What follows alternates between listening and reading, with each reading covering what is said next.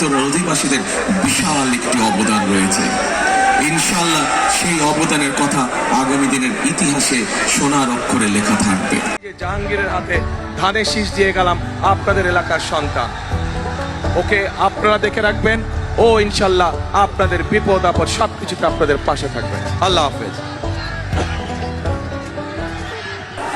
মা বোনেরা, উপস্থিত এলাকাবাসী, উপস্থিত আমার দলীয় সহকর্মীবৃন্দ, 12 তারিখে নির্বাচন, যেই নির্বাচন ছিল, যেই অধিকার বহু কষ্টের বিনিময় এই দেশের মানুষ অর্জন করেছে।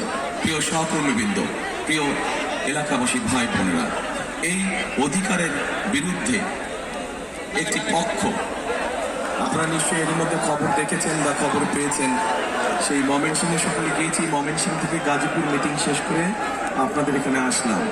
আপনাদের এখানে আসার কথা ছিল সেই সন্ধ্যা, আগেও যেমন ষড়যন্ত্র করেছিল, অধিকারকে কেড়ে নিয়ে গিয়েছিল, ঠিক এখনো কেউ কেউ এর বিরুদ্ধে আবার ষড়যন্ত্র শুরু করেছে।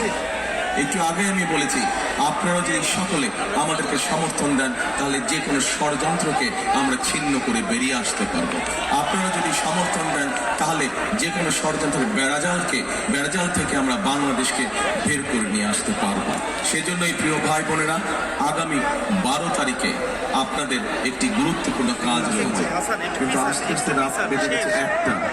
সারাটা পুরা সেই ময়মনসিংহ পর্যন্ত, আবার ময়মনসিংহ থেকে এই পর্যন্ত পুরাটা পথ হাজার হাজার মানুষ দাঁড়িয়ে, এই মানুষগুলোর সাথে অন্তত মিনিমাম একটু শুভেচ্ছা বিনিময় করে আসতে আসতে এত দেরি হয়ে গেল। এই জন্য আমি আপনাদের কাছে ক্ষমা প্রার্থী। প্রিয় ভাই বোনেরা, আমাদের এই মঞ্চের পাশে একটি ছোট মঞ্চ আছে। বিগত 16-17 বছর ধরে বাংলাদেশের মানুষের রাজনৈতিক অধিকার, কথা বলার অধিকার, তাদের স্বাধীনতা, সব রকমের অধিকারকে কেড়ে নেওয়া হয়েছে এবং সেই অধিকারের পক্ষে কথা বলতে গিয়ে এই মানুষগুলো তাদের স্বজনদেরকে হারিয়েছে। প্রিয় ভাই বোনেরা, 2024 সালের যে জুলাই অভ্যুত্থান, যে 5ই আগস্ট ঘটেছিল, এই উত্তরার মানুষ সেটিকে সফল করেছিল অনেকাংশে। এই যে 5ই আগস্টের ছাত্র জনতার আন্দোলন, এখানে উত্তরার অধিবাসীদের বিশাল একটি অবদান রয়েছে। ইনশাআল্লাহ সেই অবদানের কথা আগামী দিনের ইতিহাসে সোনার অক্ষরে লেখা থাকবে। প্রিয় ভাই বোনেরা, 5ই আগস্ট দেশে একটি পরিবর্তন এসেছে। বহু ত্যাগ, বহু রক্তের বিনিময়, বহু জানের বিনিময়, কোরবানির বিনিময় এই পরিবর্তন এসেছে। কাজে আমাদেরকে এই পরিবর্তনের ধারাকে আমাদের ধরে রাখতে হবে। এই পরিবর্তনের ধারা কি? এই পরিবর্তনের ধারা হচ্ছে দেশের গণতন্ত্রকে প্রতিষ্ঠিত করতে হবে।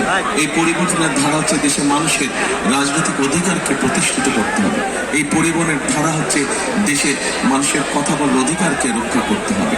এই পরিবর্তনের ধারা হচ্ছে দেশের মানুষের ভোটের অধিকারকে শক্ত ভিত্তির উপর স্থাপন করতে হবে, যাতে করে আগামী দিন আর কোনো স্বৈরাচার এসে এই দেশের মানুষের রাজনৈতিক অধিকার সহ অন্য সকল নাগরিক অধিকার কেড়ে নিতে না পারে। এবং এই দায়িত্ব উত্তরার মানুষ সহ সারা বাংলাদেশের গণতন্ত্রকে নিয়ে মানুষ যদি সজাগ থাকে, তাহলে আমাদের কাছ থেকে এই অধিকার কেউ কেড়ে নিতে পারবে না। প্রিয় ভাই বোনেরা।